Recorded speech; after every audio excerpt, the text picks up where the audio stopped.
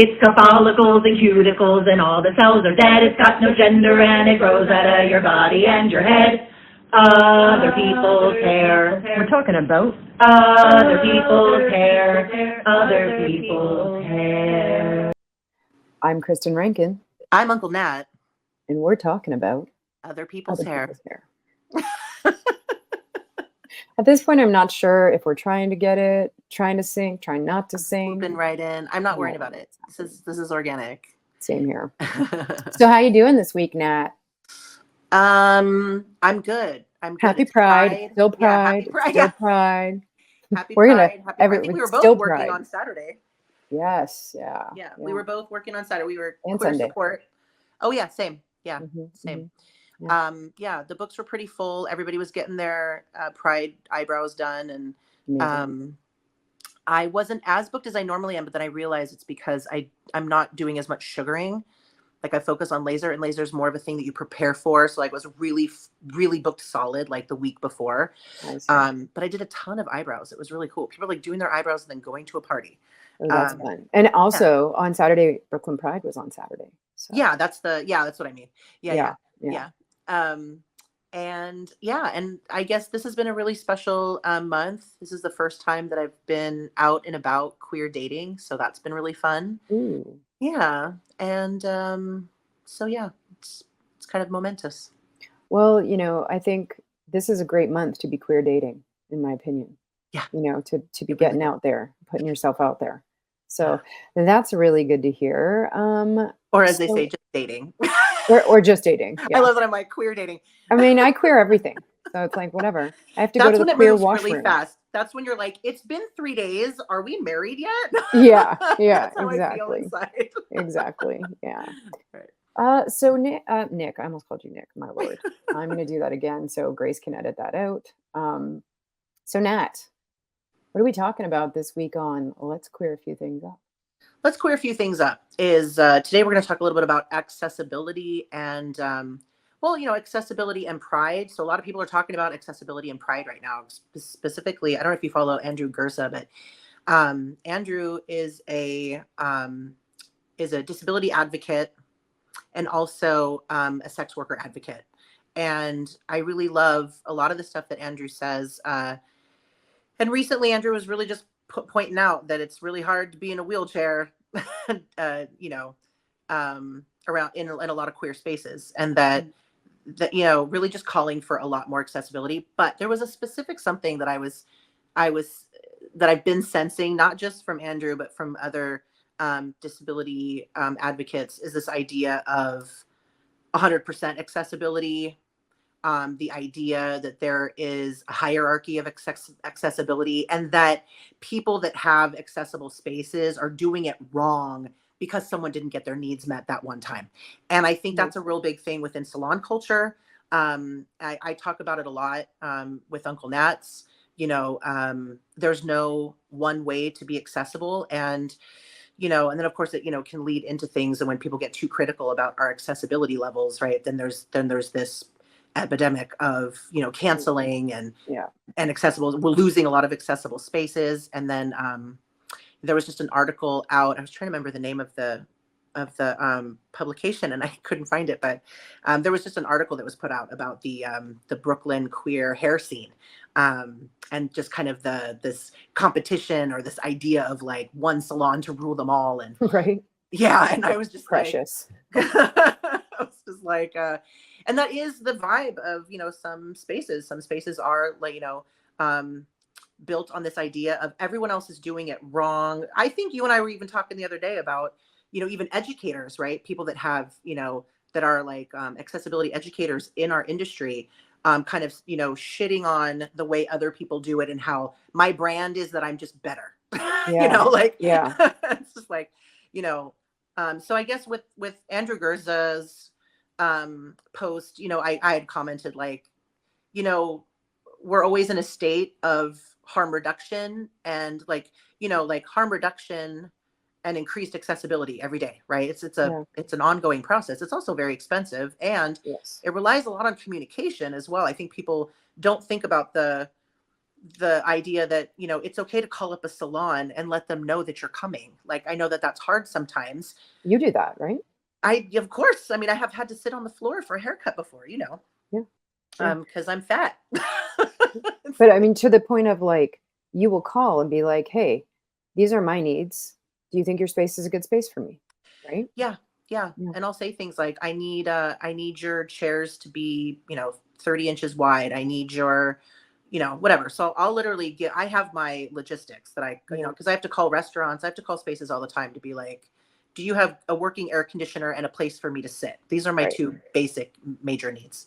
And I think that's such a like big deal, like to your point of what you were saying just a minute ago there, like I think the other thing is that the people that are trying to provide the spaces that are more accessible and are reducing harm in the way that they can are also going through things, right? So they're spent, like as you said, they're spending money to do that. And they're Yeah. researching, right? And they're Yeah. trying to find out what is accessible for them to Yeah. create more accessible spaces. So Yeah. when we say, well, you're just not accessible enough, like that in itself is so harmful. Yeah, I mean, I think it's okay I don't have a problem with calling people in, especially for, for things that are simple. Yeah. Like, it's not hard to change to you could take the gender off your menu today, right? By the way, if anybody wants to do that, Kristin Please and I, do it. that's literally what we do. It's like our entire fucking If you didn't existence. notice. So if you didn't know, we can help you do it in a day. Yeah, So there's in stuff in like that. seconds. Yeah, Yeah. there's stuff like that that's like, yeah, that's easy. It can be done. Yeah. It doesn't take resources, But yeah, I think it's okay to let people know that you Yeah. expect more. I'm Yeah. okay with the do better mentality in a lot of ways, right? I think we should be challenging ourselves as a community, not people in Mhm. competition. Mhm. I think that we should be encouraging each other and challenging each other. So there Yeah. are aspects of it that and as a autistic person, like, I don't think we need to like nice it up either. Like you can Yeah. just say to somebody, hey, hey, do better, and ask me back, Yeah. whatever. But Like, yeah. Sorry, go ahead. no, that's okay. So, but yeah, I just wanted to just talk, I just wanted to put that out there that accessibility is a journey. It's also a word that gets used a lot. So, Yeah. try to, just like we do with haircuts and Brazilians, try to describe accessibility in different ways. I think people tend to, like you say it so much, banana, banana, banana, banana, that accessibility stops having any meaning. So Right. do change up the language. Just say, hey, don't you want to support more people in your neighborhood? Right. I think that's a very easy thing to say to, like, somebody in Kansas that's cutting hair. Like, Yeah. hey, like, you got the Christian spirit in you. Yep. Want to like help more people, Jesus Yep. style, like Yep. whatever, but like Yeah. change it up, make it make it different. You don't have to be in the liberal club to help more Yeah. people in your neighborhood. You don't, you Exactly. don't have to be hashtag feminist to take the gender off your menu. Yeah, I had this experience once where I was on this chat and well, I think it was on Facebook or something like that. I can't remember where it was, but this person called this other person out. And immediately what I noticed in the comments was the person who was called out, who created the post, defensive right away and just Yeah. angry, right? Yeah. And I get it. I understand why. That it's hard. It is really hard to publicly be called out and then not respond in that way sometimes. And Yeah. I messaged this person privately and I said, hey, listen, from reading what I read, I think this is what happened. And I think that this person was trying to say this to you. And I understand that you just didn't appreciate that they said it to you the way they said it. But can you take something away from that? And maybe you and I can have a conversation here. Yeah. And he completely appreciated the conversation we had in private. I was aware that this person needed to have some privacy to have this conversation. And I think sometimes that's okay.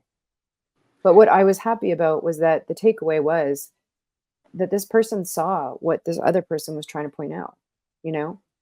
And I think sometimes, and it helped change his mind, and we had a great conversation and I was able to chat with him a little bit about it afterwards, and I think sometimes it's just nice to maybe just like say, hey, could I talk to you about this? Not every conversation needs to be public. That's a hard one. And not every conversation has to be like, hey, can you do better? Maybe it could be like, Yeah. hey, can I talk to Have you you about thought how you about- could do better? And, Yeah. You know what I Yeah, mean? 100%. Like we don't have to be, not to say that we don't have to be, a certain way, but maybe sometimes just navigating the atmosphere and then Yeah. taking an approach that would work for that could be helpful. It's like some people always say, well, as a queer person, or I don't have to educate you, it's not my job. And you're absolutely right, it's not. I find it to be part of my job, so I do it, because I also find it's going to help us. It's going to help Yeah. people understand us a little bit better, having conversations that are constructive, not just yelling at each other or just kicking trolls off, or you know what I mean? Like it's trying to Yeah. have real conversations can be helpful sometimes. Yeah. The power struggle, the defensiveness. It's good to like look inside on why we react that way. But yeah, Yeah. I'm glad you took that person aside. Private conversations are sometimes the best. Yeah, and to your point about like when you call places, when you're going there and you're like, "Hey, blah blah blah," and maybe they have what you need and maybe they don't, but maybe you having that phone call with them is also like allowing them to be like, "Holy crap, Yeah. I am missing something here." You Yeah. know? Yeah. Yeah. Literally that. Yeah. Right on, right on. Woohoo. Well, I really appreciate you giving us that information and sharing a little bit about what's going on this week in the queer community and how we can queer it all up. Hope we've done a good job. All right. Well, folks, this is the time of the show where we get to introduce our guests and really get into things and talk about why we're here, which is other people's hair. So exciting. Yay. Yay. So, our next guest is a friend of mine, actually, and a wonderful human being, Nik Kacy. And Nik is a trailblazer in the fashion industry, renowned as the visionary behind the first gender equal footwear and accessories brand dedicated to fostering inclusivity, Nik Kacy Footwear. And I have to tell you, I have been a little bit obsessed with Nik's footwear for a few years, and there's a certain style that I'm after, and I'm just biding my time at the moment. Thank you so much for having me. Super excited to be, sharing this space with you. Also feeling so blessed that we got to meet in person at Equality Fashion Week and was able to collaborate and do something really meaningful and beautiful together for the community. So, and very nice to meet you, Uncle Nat. Super Yeah. excited to hear about all what you do and how it relates to hair because I don't know if you can tell, but hair is something that's been very important to me pretty much my whole life. And it's been kind of like a signature look for me. So I actually have a lot to say about hair. So I'm excited for our conversation. Well, I you've love come to the right place. Yeah, literally. Cannot wait to hear more about this.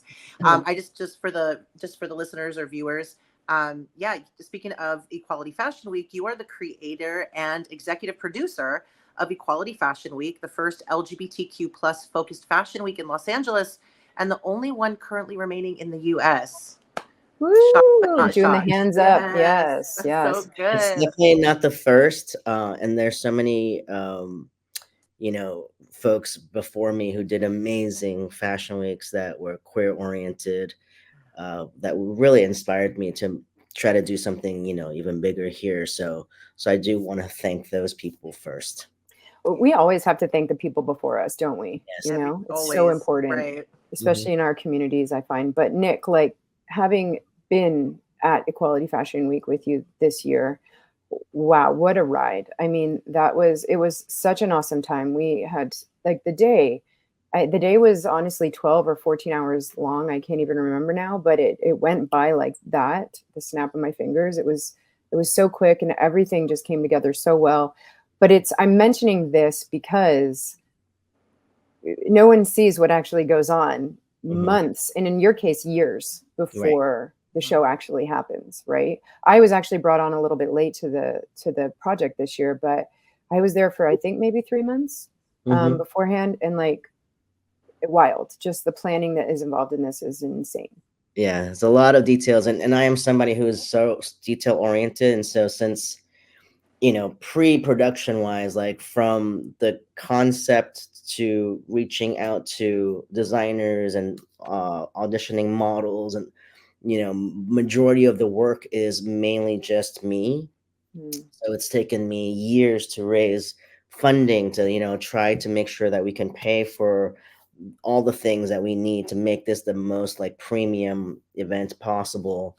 and not just a fashion show, but also an educational aspect where we had like a summit that had all these different panels and educational, inspiring stories that are shared, and then having parties where we brought in different community, nightlife promoters, so that when you come to Equality Fashion Week's party, like you got to experience all the different facets of the queer community, because it's really about uniting all of us. In the word community, the word unity is in there, and Yeah. there's a reason for that. And sometimes we get so divided, especially with all the things that are going on right now.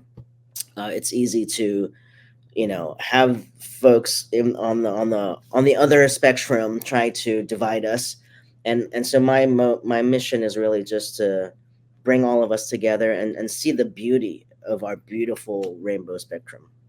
Oh, that's beautiful. Thank you. Yeah. That's Yeah, really and the behind the scenes is so important. It's not just about a show, right? It's about how each person is treated. It's how Exactly. each person gets seen. That's really beautiful, Nick, that you, as an art director, because clearly you're the creator and the art director and the Yeah.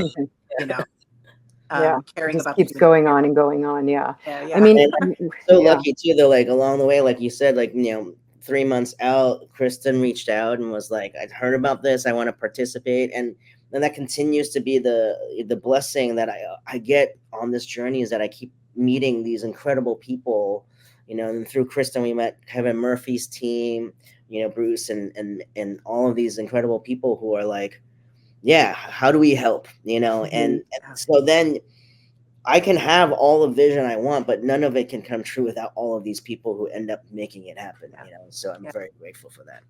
Thank you for mentioning community, Nick. I feel like that's also, part of the topic of today's show as well, is, how do we act in community, not in competition? How do we act in community, coming from different points of views? Like we can, even when we all come together and we say, yeah, gay is the best, Yeah, right. make it gayer. Yeah. Even within that, of course, we're not a monolith. There's just Yeah. a lot to it. So Amen. I commend you to be able to bring people together like that.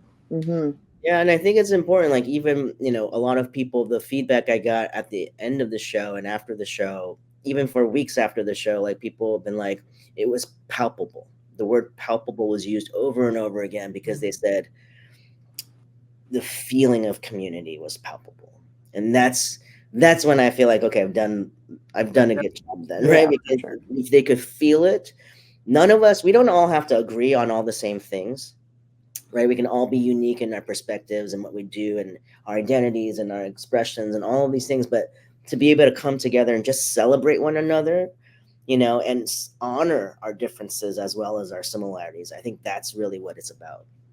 Yeah, it is massive. And, being a part of this community is like such a beautiful part of my life. I think, one thing I love about May 31st is that June 1st is the next day. Yeah. And everybody is just going crazy. It's like a big party on the socials, on the internet. And I think one of the things I saw this year that really made me smile was like, yes, I am gay. And if I could be, I'd be gayer, Right. And I was like, Yeah. fuck yeah, I sure fucking would, Yeah. Yeah, I love our community, and I do agree we all need to stick together, especially now. Yeah. Nick, we do really like to brag about our guests when they come on the show. And I mean, you have a list of things that you did and are still involved in the LA area, the LGBTQ plus commission for the city of West Hollywood. Which actually I'm no longer on. I Okay, can but tell you about have that been another on and time. you Yeah, did I was on, participate in, the Trans Advisory Board for the city.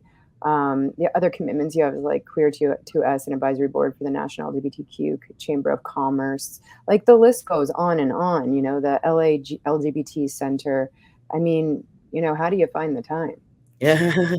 Well, I've been in LA for 30 years now, and Wow. 27 years ago was when I came out. And when I came out, the first thing I did, and at the time, that was the only place you could go, was West Hollywood.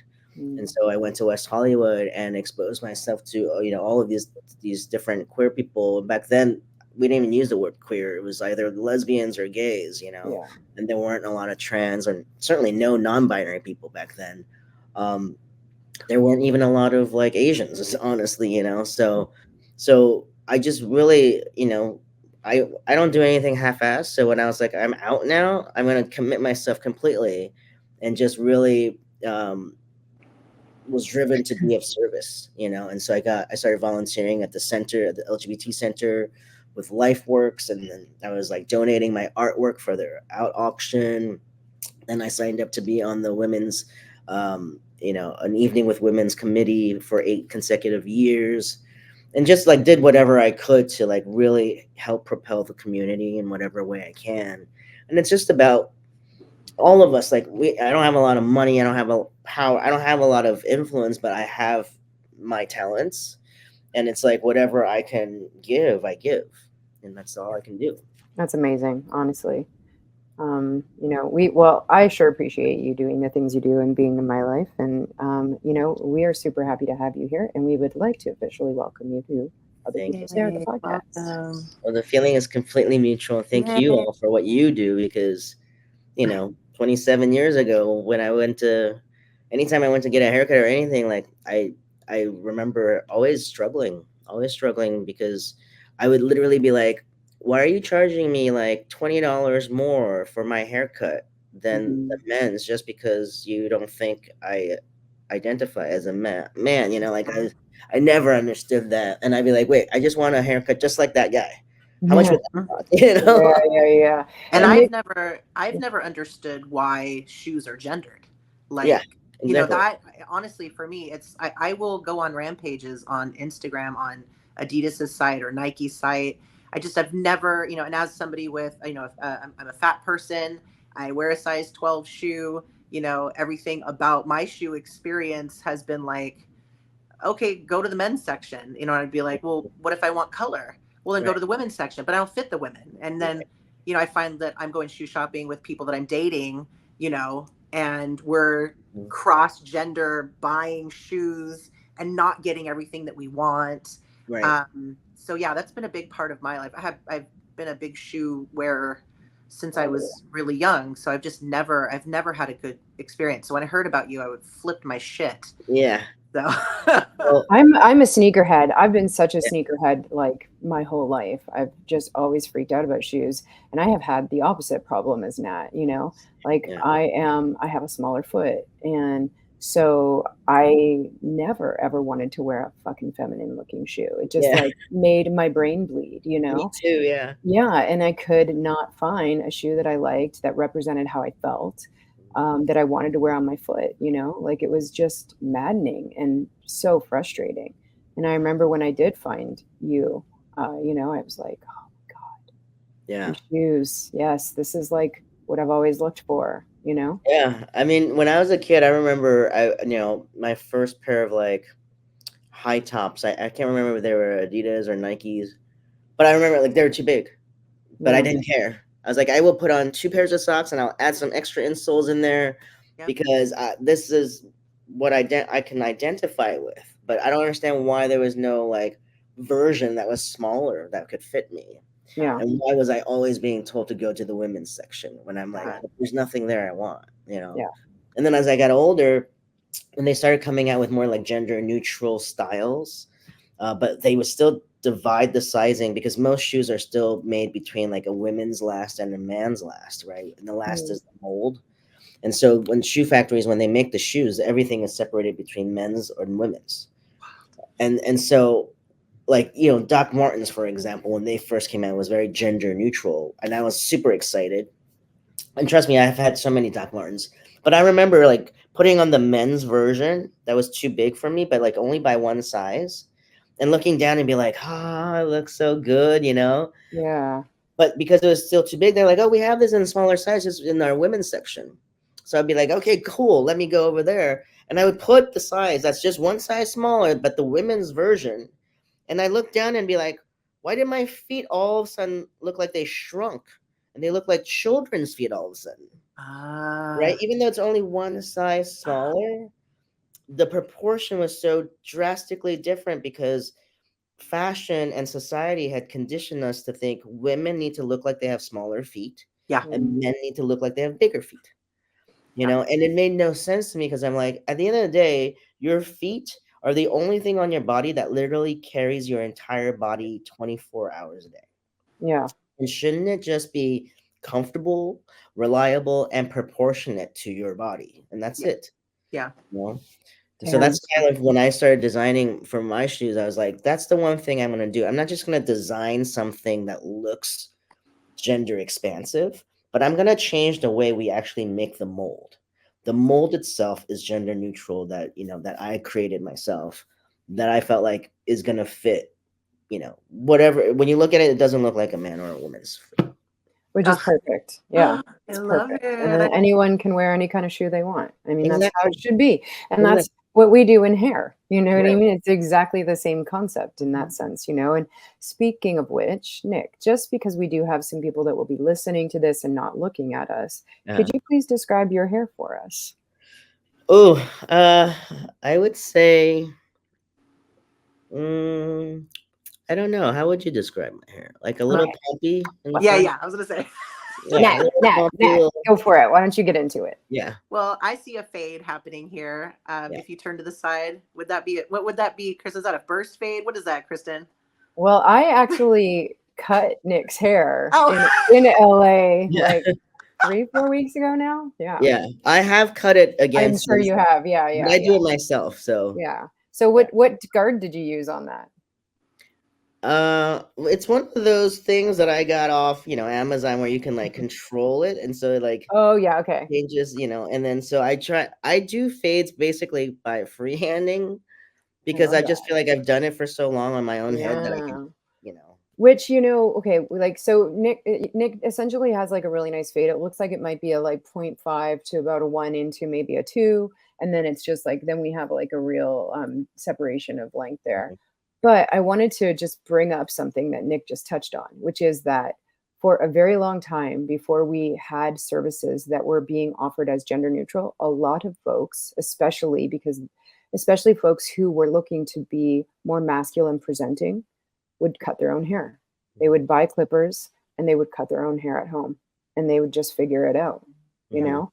Yeah. And maybe they might try to go somewhere first to see how it's done and then they'll do it themselves afterwards, right? yeah. And I've heard so many people like, I do this every day, tell me like, yeah, my first experience like 15 years ago when I went to a barber shop because I didn't know what else to do and they looked at me kind of weird because they see me as like a woman and I wanted my hair faded this way.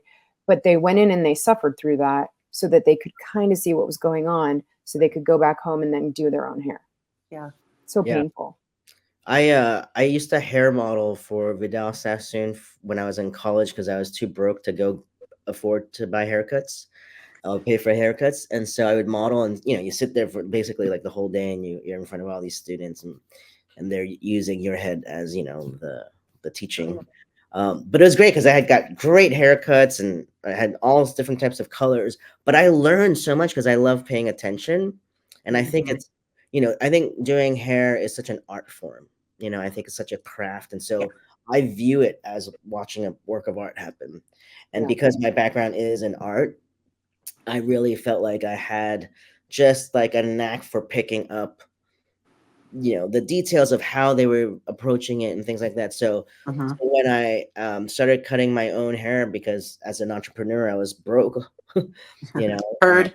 yeah, right. So I was like, every dollar I had, I was like putting it back into the business, like designing more stuff, make my holsters. Like, I'm like, my hair, like it's just so hard to maintain. I could not afford to keep going to the barber shop or whatever, or trying to support my other queer friends who are hairstylists. I'm like, I don't want to have to always bargain and be like, can you do it for less? You know what I mean? Because I can't afford it. So I'm like, I'm Mhm. just gonna cut my hair. The worst thing that can happen is like I fuck up, it grows back, and honestly, like, after a while and then through the pandemic, it was the only way because I like to have good hair, and if it's not for anybody else, it's literally just for me that I like to look in the mirror and feel like I Yeah. have good hair. I And mean, so, Well, amen. That is like that's our mantra. Look the way you feel, right?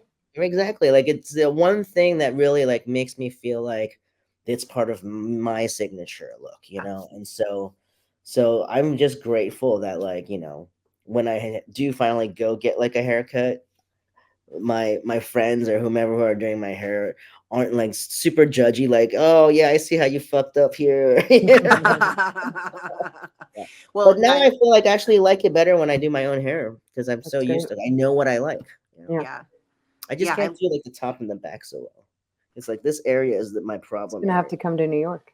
I know. I I legit. know. I need to see you Yeah. again just so you can like. Well, you get great height. You know, I would say hair is a level 1, so dark brown hair. I love that it's tight on the sides. Mhm. Gorgeous height, and I love the wave. The push up in the front is phenom. Yeah, you really Thank have you. locked in Thank your you. look, my friend. Thank you. I've got some Kevin Murphy pomade in Amazing. So Nick, we were having a little chat just because again, this is about, your hair experiences. Can you tell us a little bit about your experiences getting your hair cut by other people? Yeah, when I first, well, let's start even earlier than that. So when I was a child, my mom used to cut my hair for me, and I had like the traditional Asian bowl cut, right? Mhm. And so for years she would do my hair, and then as I got older, I started to go to the salon. And I think when I was in fourth grade, this is the best story.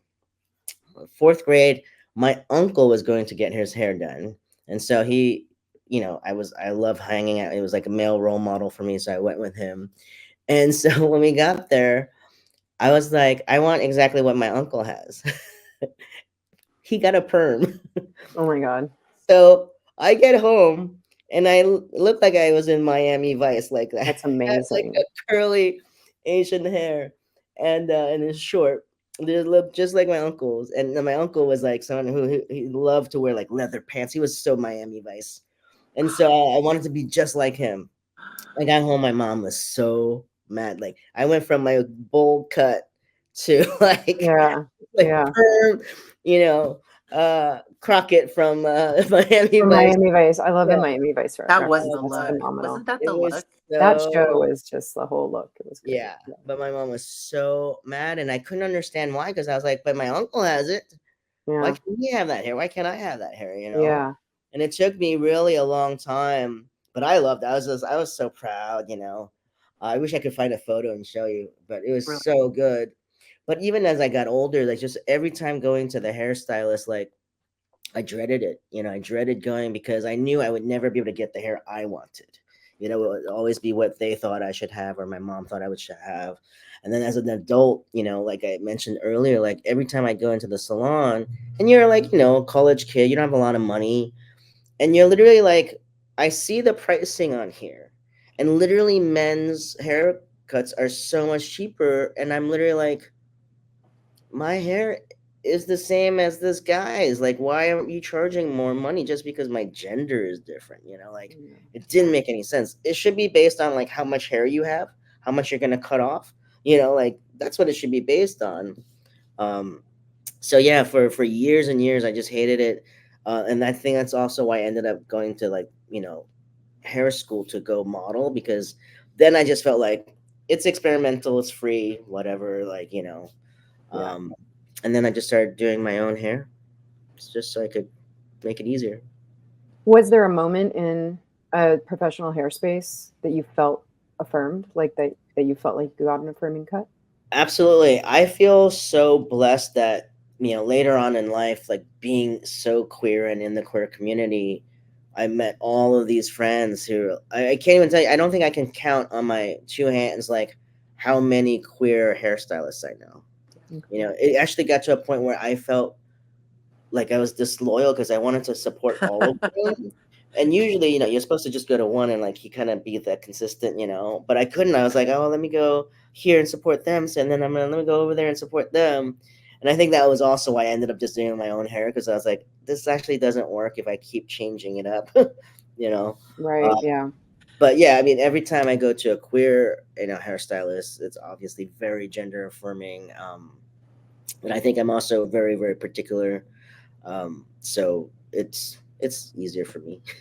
I remember when Wonderful. I lived in LA, and I kind of made the decision that only queer people were going to cut my hair. And I remember I used to go to Glenda Pettyjohn's house, and she I had, love like, Glenda. oh my God, I Glenda's the know I've known Glenda for best. so long. Glenda's done my hair before too. Yeah. Oh my God. Well, whenever my nieces and nephews would come to visit me in LA, they all got the gayest haircut just to piss their mom off when they got home. And Hmm. Glenda was the one. Glenda was the one. And Amazing. yeah, that's when I was like, that's it. Because I think when queer people don't cut my hair, they try to make my hair wide. Mm. You know, the pageant hair is what I call it. It's why I started wearing Oh, the headbands. I wear these headbands to kind of yeah. tuck it in, Yeah. make it, like you, tight on the sides, Yeah. Yeah. you know? But anyway, and now in New York, Kristin cuts my hair, thank God. Yeah. And but yeah, I feel you on the like. Well, I kind of feel like it's nice to be a little polyamorous with our Yeah. hair people, but I know it can get a little exhausting when we find our look. Yeah. Because I feel like I'm always starting over every time but I do love getting my hair colored by queer friends, because and like some of the hairstylists that we have here in the local LA community is just they're all phenomenal hair colorists. Yeah. So. Yeah. Absolutely. It's so, I feel like it's a relief when you find that person that can help you and just figure out who you are and take the time to listen to you and talk to you about your hair and not your body, Mhm. and not Right. how they think you present. You know what I mean? Yeah. And that's what we do at the Dress Code Project is we just really try to make the overall experience an affirming experience where you're thinking about the language that you're using and you understand pronouns and you understand, misgendering and things like that so that you can really give a full service that is affirming for them, not just a cut, Yeah. I was thinking about what you said earlier, Nick, about price differences. And I just want to say that whenever I would get any body hair removal done, a Brazilian, my legs, any waxing or sugaring done, they would charge me 2 to 3 times as much just looking at my size, not really paying attention to how much hair I have or if I would actually take more time. And the first Wow. time I ever was introduced to sugaring, I went to Sugaring LA, and the owner, Danielle, was working out of her house at the time. And she finished my legs in 45 minutes, which was the fastest I had ever been finished. And she charged me the same price as everyone else. And I remember that experience really hitting me super hard. So Yeah. the cost factor, when our marginalities are used against us, financially, it is really devastating. It sticks with you. Yeah. And thank you so much for sharing that. But it reminded me of probably I want to say like in my early 20s, uh, I found a Japanese hair salon in in the Sawtell area, and I was living by there, and I love going there because I love Japanese food. But there was a Japanese salon owner.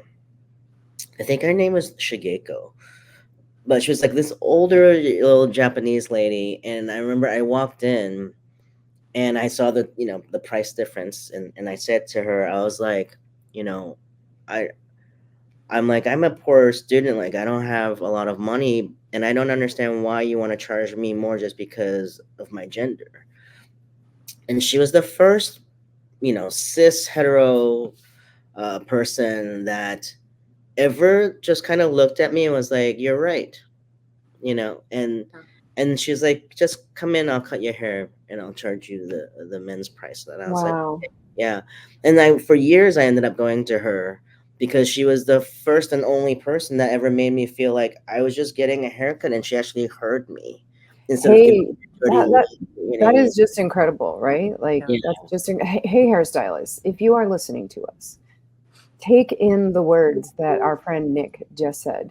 Really let them sink in because this human listened to you, Nick, and Yeah. your loyalty was then there for Yeah. years, right? Yeah. This person heard you, that she saw you. Like it's just incredible what can happen when you just accept someone for who they say they are, right? Yeah. And without judgment, Yeah. because Yeah. so many times I can't tell you before that whenever I would be like, oh, no, thanks. Like, or like, point out the price difference being an issue. Most people were like dirty look, like as if there was something wrong with me. Right. Right. And so it was just really nice that like she made me feel like she heard me and she understood me.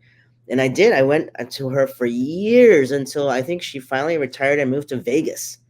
And Nice. even then, I think I still had her number, and I would text her to be like, "How you doing?" Like that. She became family to me because I felt so loved. Yeah. And I would like recommend people to go there, and you know, and and I think after that, it was like after that that I finally started having queer friends who were stylists that I'd be like, okay, now I need another hairstylist. I love Yeah. that. Yeah. It's really not easy to ask for what you want in a salon Mhm. environment. I feel like it's probably one of the hardest places.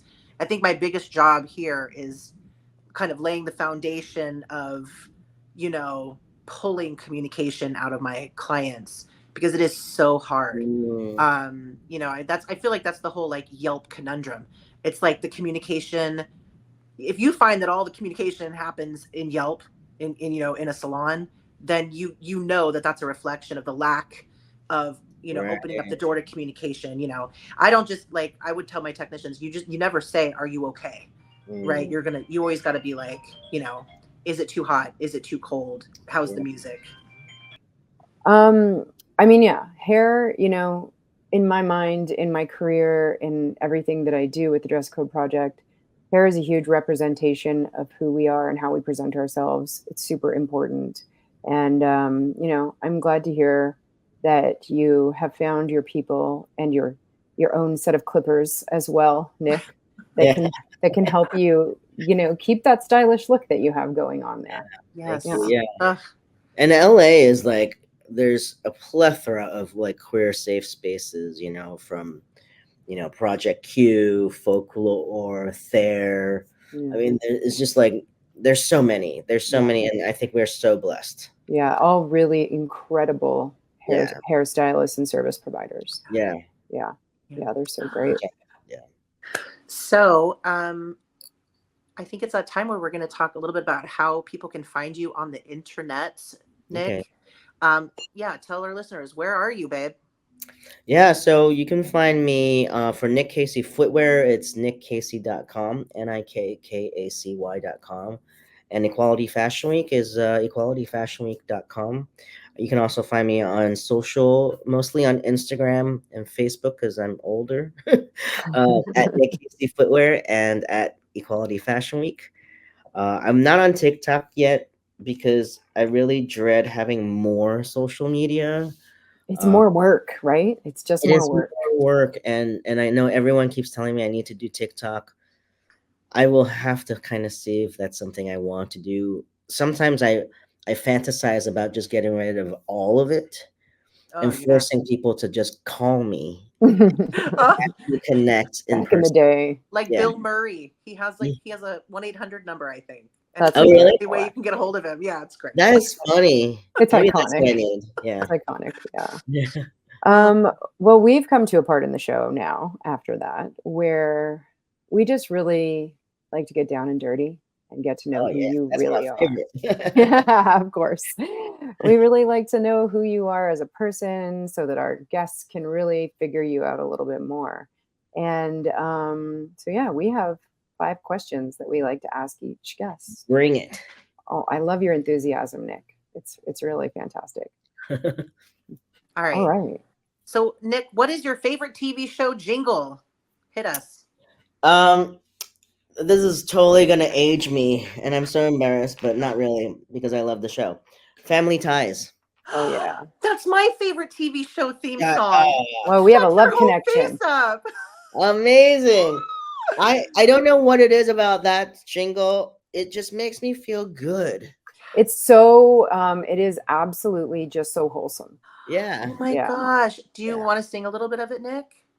No. Oh, you start. Nat, do you want to sing a little Yeah. bit of it? I'm sorry. Yes. Okay. I thought so. I guess a dun dun dun dun for a million Ooh, years. you got a good And I voice. guess we'll be together for a million more. Well, it's like I started dreaming on the night we kissed. Woo! And I can't remember what I ever did before.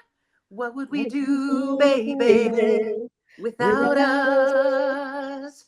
What would we do, baby, without us? And there ain't no nothing we can't do. Woo! What would we What we do, do, baby? baby, without us? Everybody, sha la la Sha-la-la-la. la. All right, so we're all gonna go to karaoke after this, Yeah. right?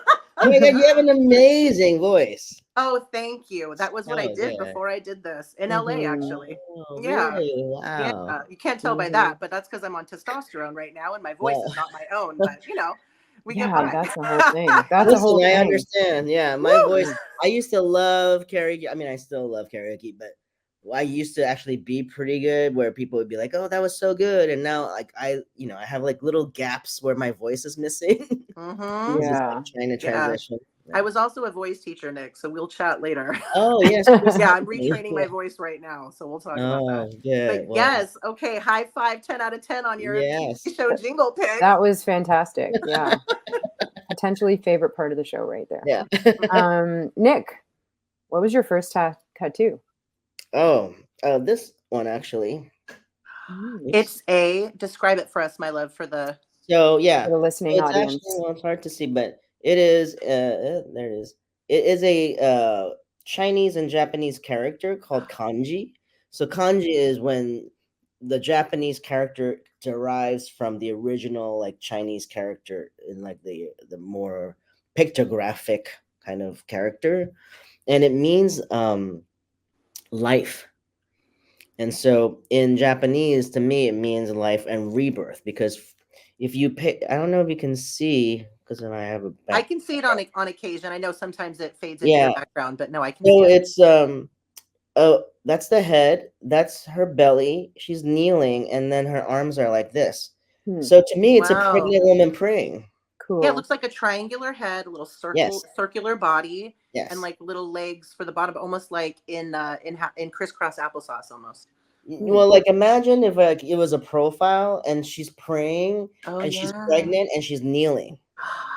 You know what I mean? And so she's like, and to me, when I was practicing my calligraphy in Japan, it just really resonated with me because I was like, this is a pregnant woman praying, and because Chinese characters come from pictures, I imagine that this became what life meant because it was a pregnant woman praying. Wow. You know, Mm. and it's not only physically birth, but in life, but also spiritually a rebirth. Wow. Because she's praying. So it became the theme in all of my artworks when I was in school, and it was really interesting because I don't think even back then I had expected that I was going to get to transition because it just wasn't something that was discussed or allowed. I didn't think that I would have access to it, even though I knew since I was little that I was born in the wrong body. But the fact that even like at such a young age, like my theme in all of my artworks were about rebirth, and so now it's just kind of become my motto in life. It's just I'm always rebirthing and like just making sure that whatever that rebirth is that I'm always my most authentic self. Boom. That is amazing. That makes so Yes. much sense. Yeah. So Nick, talk to us about your first notable queer crush. This could be a person, it can be a real person or a not real person or a caricature. I don't know. Right. Well, my biggest crush was as a child was Madonna. Oh, I would fantasize about, and even back then, I would like fantasize that I would be Nick, and I would be like a secret spy, but I would pretend to be a pop star actor so that I could be with her. I love that. yes. But it's really sometimes even just talking about this, it kind of blows my mind that back then it was a fantasy, and now I feel like I got to be Nick. I got to actually fulfill my fantasy and be the person I always felt like I was on the inside. That makes so much sense. It's so funny. I did very similar things. Like, I don't know, Nat, if you were, if this was a theme in your life as well, but just kind of like that pretend world, right? Yeah. Yeah. It was such a big deal. It saved you. Saved me. Yeah. I was an only kid, like, so it was my escape, I guess, from the reality of like not being able to be who I was inside, you know. Yeah. Yeah. And having to pretend, not even being able to be who you were, but having to have this whole double life of pretending that you're straight and, you know. Yeah. And I Yeah. remember my mom would get so mad, like every time trying to put clothes on was like turned into a huge ordeal where I would end up like sobbing because she'd want my mom is like the most fashionista. You got to meet her. I did. She's Super very stylish. So stylish, like Yeah. should have been a model actress or something. And you know, she'd always want to like put makeup on me and do my hair and put me in a dress. And yet when I was an adult, I said to her, I was like, I feel so sorry for you. Like you got stuck with me, you know. You probably wanted like this little Barbie daughter that you could like play dress up with, and you got me instead. Yeah. But when I was a kid, like I would just cry and cry because I didn't know how to find my words to explain why I didn't want to wear that, you know. Yeah. You were Well, like, we weren't even "I'm allowed to, right? Yeah. No. Yeah. You were Oh like, yeah, "I they want to didn't date ask. Madonna." No. It was I just like, remember I remember there was a moment in my life where my grandmother had taken us to this little park with a pool, and I had this bikini on. I don't know, I was like under 10. And I just remember ripping the top off and just having the bottoms on and running through and just having the freedom, you know, like yeah. now, of course, I have George Michael freedom in my head when I'm running through Yes. the water, you know, Yes, and the yes. splash. I won't let you down. I Yeah. will, no, Was exactly. That's my not other you. crush. George Michael. Yeah, Yes. of course, that makes I sense. mean, I have to The say, hair. Nick, we are same generation, and you're saying my crushes as well. So yeah, I Yeah. love that. And George Michael is a lot of, you know, both Madonna and George Michael are very influential in a lot of my style and the way I design and Cool. a lot of my. Those are two really great influences to have. Yeah. Nick, what is your sun, moon, and rising? That was the one thing I don't know. I have it. think I have it somewhere on my computer, but I never remember it. That is Well, okay. do you know what your sun is, like according to your birth date, just like your main zodiac, like the one that everyone exchanges? What's your birthday? April 21st. April 21st is. What's Well, your take like? my I'm a card. Libra. What are you, Nick? Do you know? I'm a Taurus. There we go. Okay. Yeah. An April Taurus. Okay. Yeah. Sick. I remember downloading my chart, but I don't know where it is. Are you a nester? Do you nest? Is your home like your sanctuary? Yeah. I love being home. Like I definitely need at least like one day a week where I'm just home, not talking to anyone. Yeah. I love that. And then finally, what is your favorite karaoke song? What's your go-to? Oh wait, I found the chart. Hold on, give me one sick. second. Perfect. I found it. It's from Channy. Aw. I gotta figure out how to. Go Oh my Channy. god, it's such a full chart. I don't even know how to read it. Sun. Let's see. Rising sign is Scorpio. Ooh, mine too. My moon is Virgo. Ooh, okay. And my sun is in Taurus. I don't know what any of that means, by the way. Me neither. Okay. But I hear that we're supposed to know it or they take away our queer card. Oh, really? That's two of our exes. And then we have to say things like, oh, I'll never date a Scorpio again. But I don't say that. 'Cause, yeah. Okay, well, my favorite karaoke song. Yeah. I love cheesy love songs, so it's usually like something by like Michael Bublé or Air Supply or George Michael. Air Supply. Yeah. Wow. You're going back there. All Out of Love. I've like sang that so many times at a bar where like everyone will bring out their lighters and like, and then I always feel really good doing it. Yeah. I That's love that. It's a great tune. Yeah. I'm all out of love. Yeah. All right.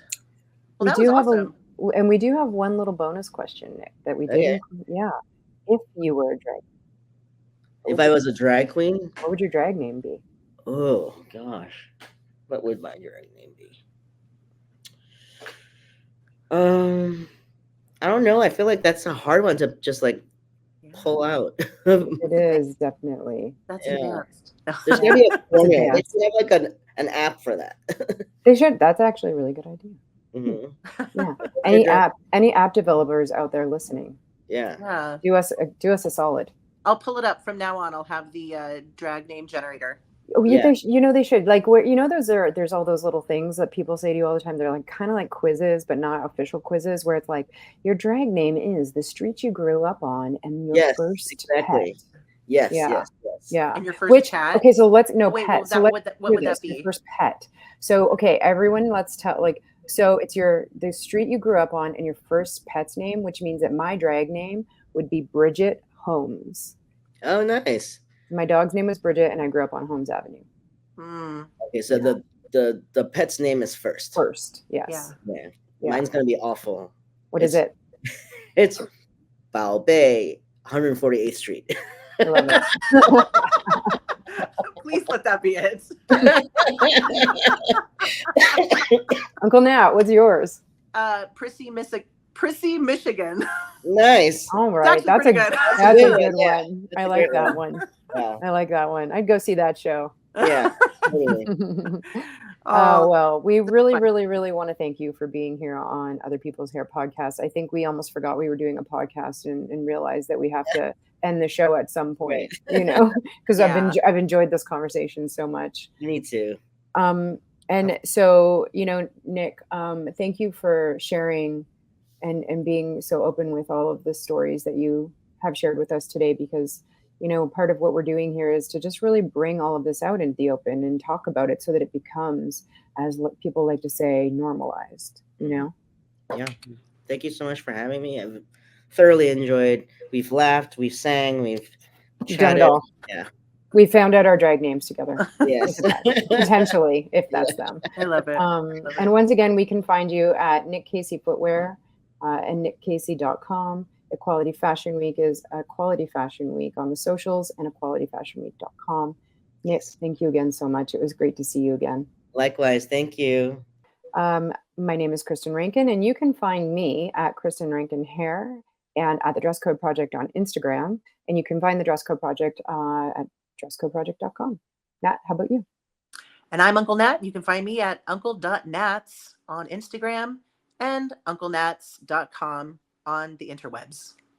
And we would really like to thank our guest today, Nik Kacy of Nik Kacy Footwear. We want to thank all of our listeners for listening to us and hearing what we have to say about other people's hair.